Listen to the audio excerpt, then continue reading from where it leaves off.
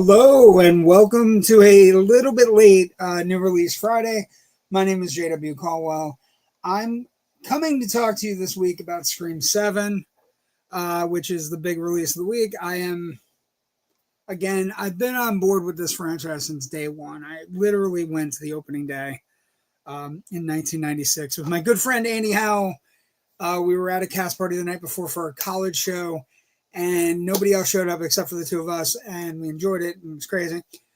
Shout out to Andy out there. So we're going to talk about the pros and cons and what's going on with the franchise, what's going on with this particular version of Ghostface and this particular version of Scream 7 that has had as much story behind the scenes as it has in front of the scenes. So it's definitely got to be talked about as we look at the return of Ghostface and his hunter's knife. Also, the return of Sidney Prescott, played by Neve Campbell. I do want to get to something really quick, and we're going to talk about it more on Tuesday night. Paramount is going to be owning Warner Brothers, and just off the top of my head, it is the worst possible scenario for Warner Brothers and Paramount. It's just going to be a mess. A lot of people are going to lose their jobs. A lot of movies are not going to get produced. And the Ellisons are going to be in control of a good chunk of streaming. And they aren't particularly good at it. They've already run the CBS News into the ground. They've run Taylor Sheridan off, who's no longer working with Paramount, like from Landman and Yellowstone. He's gone. So I think you're gonna see it. And then there are many things in Hollywood today. A lot of A-list directors, actors, all saying they're not super thrilled with it. So I'm going to talk about it more on Tuesday as we learn more. But Netflix is out. Netflix got their $2.8 billion that they can put into anything they want now, and increase their streaming lead. It's a big blow to Warner Brothers. I think it's going to end up being not great. But we are here to talk about Scream 7 and the pros and the cons. Hey, what's happening? How you doing, man? Hey, Pixel Fury. Good to have you. Thank you for joining us. If you like my review, if you like pop culture, if you like stuff, we do two shows on this network. We do Generation Movie on this network, which is our movie history and movie review show. We also do Loud and Nerdy on Tuesday nights.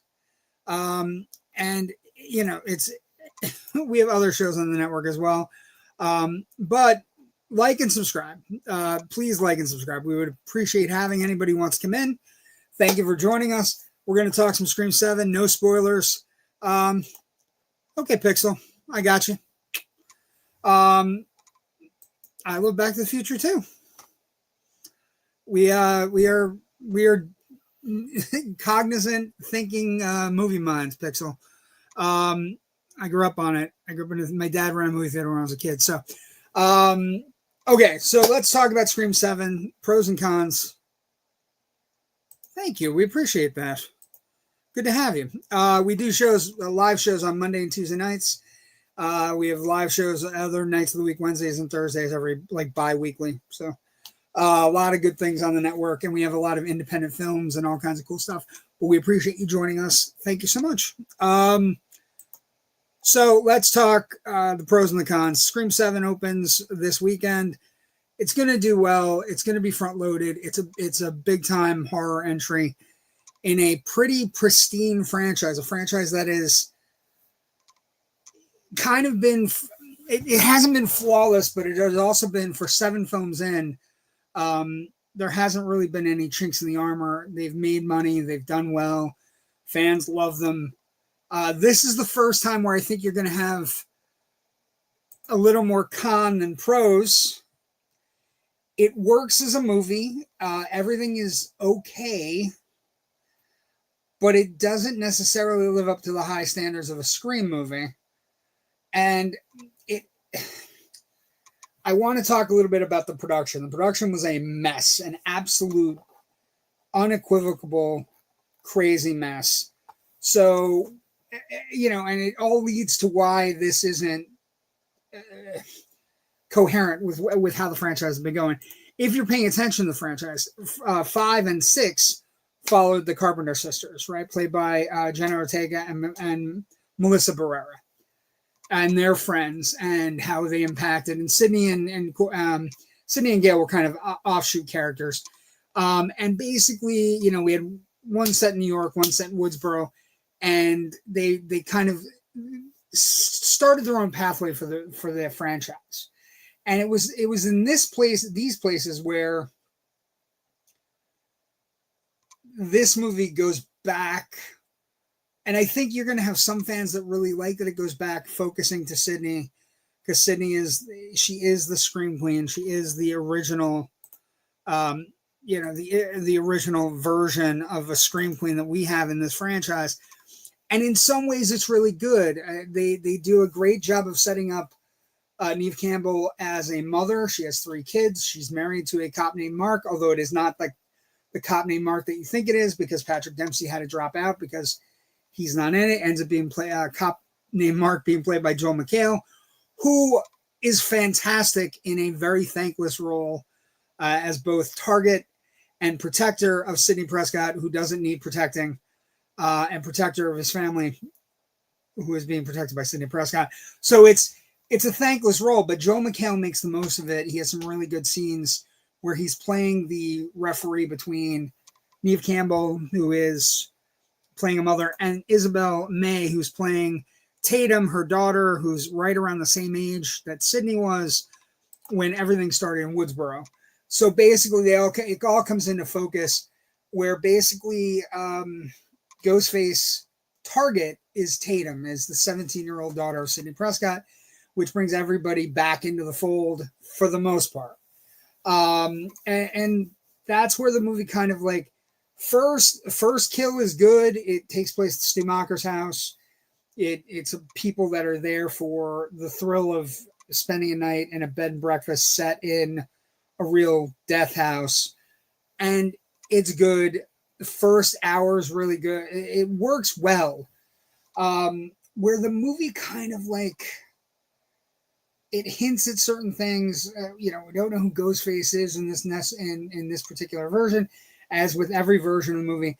There are some good kills. There's particularly one that I'm calling Fairy Death. Fairy Death is great. I also particularly like Keg Death. There are deaths that are really good. They're gory and they're fun and they're inventive. But for the most part, the movie kind of like settles into this separating everybody into different packs based on their age. And we do get returns from Mason Gooding, and we do get a return from Jasmine Savoy Brown as Mindy Meeks Martin and Chad Meeks Martin, so the twins, who really help make 4, 5, and 6 really great. They're a great addition. They are working for Gail in this one.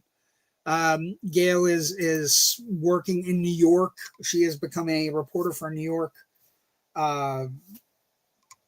York news station, and she has come all this way when she starts hearing things go horribly wrong in Woodsboro, and then tracking Sydney down. Those things all work. Everybody coming back together works. Where you're going to get disappointment and where people are going to be conflicted. And again, I'm not doing any spoilers, but there have been hints that Stu is returning, or that Stu has somehow slipped through the cracks of society. Maybe the case. It's possible. And I think where people are going to be disappointed is the last 20 minutes, while pretty action-packed, are dizzying. They're conflicted, and it all stems with whatever the original screenplay was that incorporated the versions of 5 and 6 with that cast and that group, Melissa Barrera and Jenna Ortega and everything. There was so much turmoil behind the scenes on this movie. And when you read about it, it's absolutely stunning, where it impacts the movie. So they announced that they're going to make Scream 7 right at the premiere of Scream 6. but the two directors, dubbed Radio Silence, fall out, right? So basically they come up with that they want to be part of it, but they had scheduling conflict due to making Abigail. Christopher Landon, who is a fantastic director of great horror movies that you may know of, Happy Death Day to You, Freaky, Hard Eyes. He's a part of all of those movies, so he has a really good basis. He had come on to direct, and basically at the same month, everything was suspended due to the SAG-AFTRA strike. Then when they came back, Melissa Barrera, who played Sam Carpenter in Scream 5 and Scream 6, had been fired from the seventh film due to her comments about Gaza, the Gaza war, and Israel. Deadline then reported that Jenna Ortega would not reprise her role as Tara due to scheduling conflicts with Wednesday, but it has also been perceived that she didn't want to do it because she didn't like what was happening with Melissa Barrera. So she didn't feel like it was going to be the right team of directors. It wasn't going to be the right team of people. It just didn't seem like the right move for me in my career at that time. So then everything kind of goes back to the beginning. So even at that point, they had Patrick Dempsey lined up to play Mark Kincaid, the character he played in Scream 3. Landon drops out because Landon gets death threats about firing Melissa Barrera, and death threats to the point where the FBI were involved. At this point, Kevin Williamson steps in. He rewrites the script. He also talks Neve Campbell into coming back as Sydney. Once that happens, the script gets rewritten, and the script here it's good. It's really kind of like it's an offshoot because it's Neve Campbell passing the torch to Isabel May playing Tatum, who's named after the Rose McGowan character in 1. So it kind of works, and there's a tension between the mother and daughter. Don't allow boys into your window at night. You never know who you're going to date. There's also tension between Sydney Prescott and the boy who's trying to date her daughter. So it's basic thriller material stuff, and it's fun. And Neve Campbell is great. Joel McHale is particularly good. The returning twins are great. Courtney Cox has a very little to do, but when she shows up, it's one of the greatest. It's one of the greatest moments in the film, and it's also one of the coolest points in the movie. At that moment, it blows the doors off things, but it's not particularly coherent. And when they get to the killer reveal, and it's all playing out, it just rings hollow a little bit. It's a disappointment. You're being set up for one thing and it doesn't happen. And when it doesn't happen, it feels like the next choice down the ladder is not as good as what it could have been. And I think that's where the disappointment's coming. Now, if you're asking me, is it enjoyable? Is it good?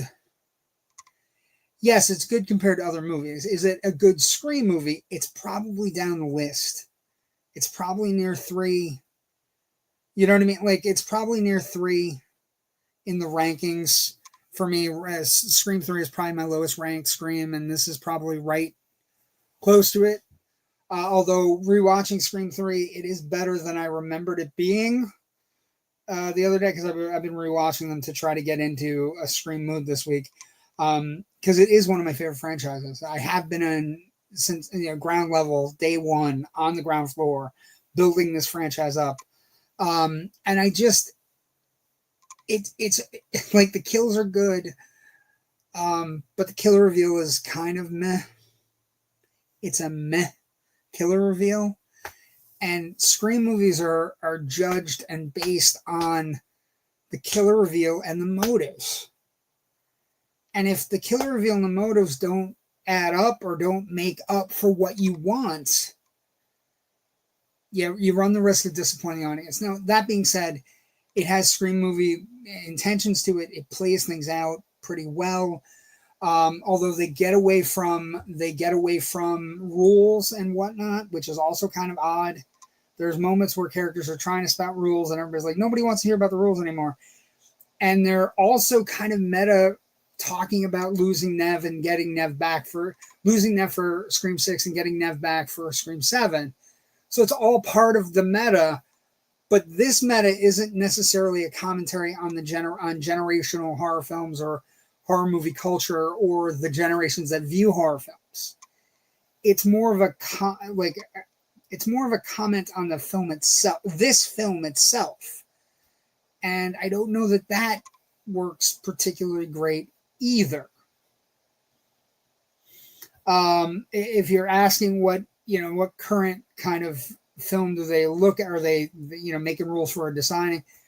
There's a little bit of a hint into AI being in the next chapter in this franchise, because basically you can recreate anything with AI. That proves to be a bit disappointing. But it all goes to the killer reveal. In the last 20 minutes of a Scream movie, if the killer isn't up to snuff, isn't Emma Roberts in Scream 4, or Roman in Scream 3 even, or Stu and Billy, who are the gold standard by which we view killers, or even the family from 6 who had legit problems and issues, it kind of just misses. And I think people walking out of it, while they enjoyed it as a Scream movie, they know it's not the best Scream movie they could have gotten. And I think there's a little bit of a disappointment in that we're not continuing the Carpenter girls stuff. I don't think we're at the point where we say there's never been a bad Scream movie anymore, also, because I don't think it's bad, but it's just not up to standard. And I think what's going to happen is maybe we're going to get an 8 that kind of ties everything together, because I don't think they're going to want to go out on 7. I don't think they're going to want to go out this way with the franchise, is my take. The kills are fine. Storyline's okay. Williamson as a director is also a little off. His rhythms aren't as natural as Wes Craven's. But what are you going to do? Nobody's Wes Craven. But I don't even think he has a natural rhythm like the Radio Silence guys either, which is, the idea that when Radio Silence came on, they also made the film Abigail. When they came on and made these 2 Scream movies, Scream 2022 and Scream 6, they kind of had it in their blood that they loved Scream. And I don't think Kevin Williamson doesn't love the Scream franchise. I think he loves the original film he wrote. And I think a lot of people do also. But I don't know that while this script gives a great kind of passing of the torch from Sydney to her daughter, right, to Tatum, Tatum's friends aren't nearly as engaging as they could be. Even when you have a McKenna Grace playing one of her friends, they don't jump off the screen, and the concept of why the killer is doing what they're doing isn't up to standard is the problem. And I just think it's one of those things where it's like, I'm glad you grew up on it too, Pixel. But yeah, so I think we're going to have disappointment. I think people are going to come out of it and be a little bit disappointed that maybe the franchise is done. But I don't think it's the kind of thing that can kill the franchise, because I just think the franchise fans expect better, more cognitive, more smarts with regards to who the killers are, why the killers are doing what they're doing. It doesn't land. And I wanted it to land. But like I said, the kills are fine. It has very little commentary on film culture or anything like that. Especially like stuff that's been going on like in movie theaters the last couple of years. So it takes the meta out of it as well. It's brutal. It's gory. I think people are going to get a charge out of that. And it's good to see Neve Campbell is a Scream queen of utmost importance. She has become one of our most important screenplays. And this character is one of the most important screenplays that we have going. And Ghostface as a character in this, he's big, he's brutal. It works, but the reveal doesn't work. And if the reveal and the killers don't work in a Scream movie, you go to the bottom of the list for the Scream franchise. I wanted to love it. I didn't. And it's directly tied to not enough sizzle to not enough steak to the sizzle near the end. Like I said, there are pleasant surprises. Having the twins are great.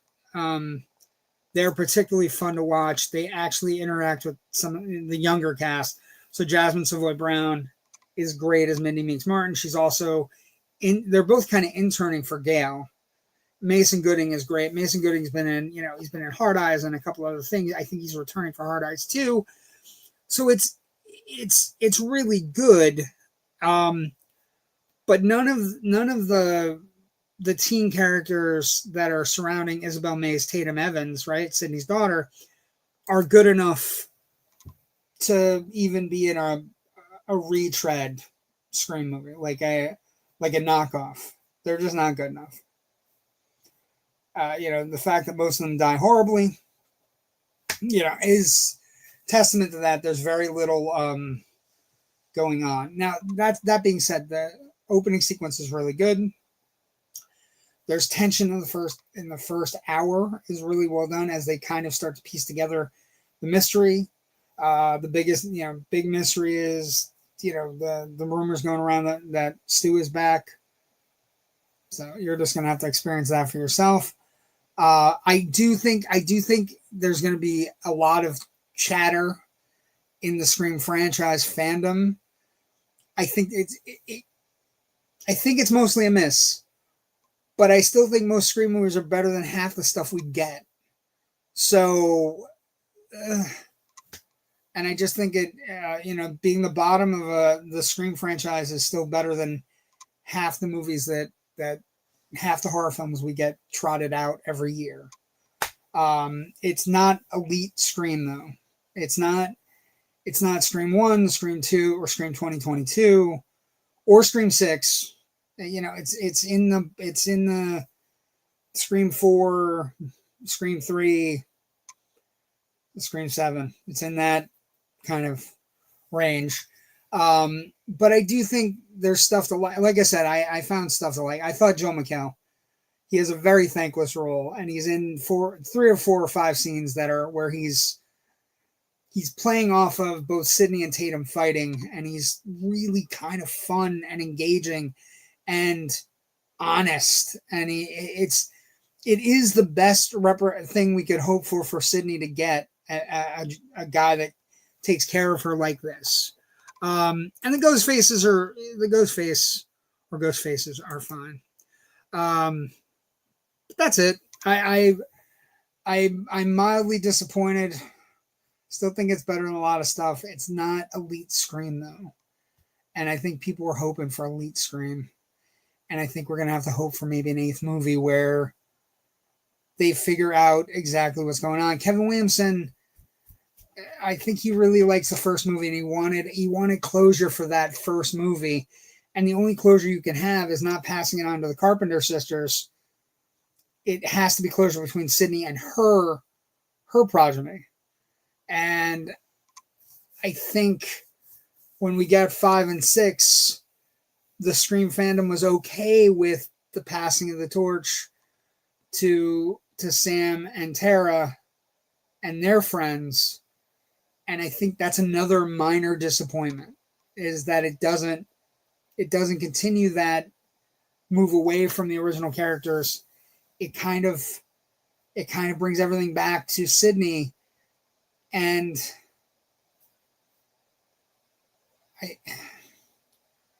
I don't know that the future of the franchise is there. I think we might get to a point where we look up and maybe, for 8, they lure Ortega back. They lure Neve Campbell back, and we figure something out. We get a really good Cracker Jack script, and we end the franchise on a higher note than this. That being said, I did enjoy myself. It's a Scream movie, for God's sakes. But it's just not elite. And that may be disappointing for people who grew up, like I said, established 1996 with the Woodsboro Horror Film Club. What's your favorite scary movie? It's not Scream 7. And I would have loved it to be a Scream 7. But I think there's some things there that Scream fans will enjoy. Okay. Thank you for joining me on this New Release Friday. We have New Release Friday coming up next week. Got Hoppers, and we're going to have The Bride. I might have a Hoppers review early. We also have Generation Movie, not this Monday coming up, but the following Monday, with Rich Dries and myself. We'll be looking at our Oscar Decade Cavalcade. We'll continue with Going My Way, which is a Bing Crosby movie that won Best Picture in the 40s. And wait till you see the movies it beat for Best Picture. Because as you know, we've been going through Best Picture movies where they probably didn't deserve to win. So anyway, thank you for joining me on New Release Friday. Have a great weekend. Go see some movies. Go see Scream. Let me know what you think in the comments. And Pixel, thank you for joining us. And we'll see you around the bend. Come join us on a Monday or Tuesday night.